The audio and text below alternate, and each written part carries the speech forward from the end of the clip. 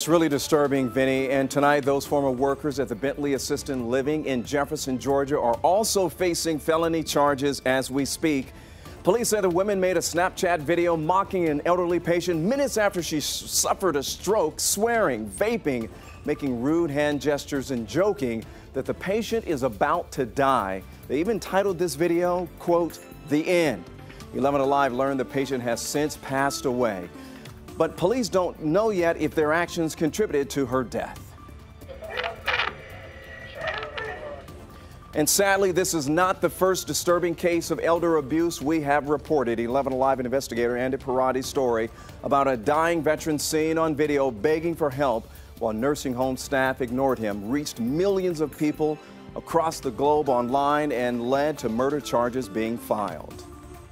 Well, love and hip-hop drama spilling into reality for Tommy Lee. Once again, Atlanta police booked the reality show diva for disorderly conduct while under the influence after she hit a valet driver at the Royal Peacock Club.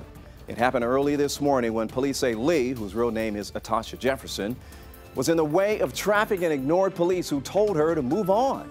Lee is already wearing an alcohol monitoring ankle bracelet as a condition to her bail after a DUI charge in 2016. And happening right now, we just pointed this out, Vinny, demonstrators on the steps of the Supreme Court building in Washington, D.C. A crowd of hundreds began protesting as soon as President Donald Trump made his prime time announcement that federal appeals court judge Brett Kavanaugh is his nominee to replace Justice Anthony Kennedy. Now, tonight, some Democrat senators have already declared they're going to vote against Kavanaugh. But Georgia's two Republican senators, Vinny, both have tweeted their support.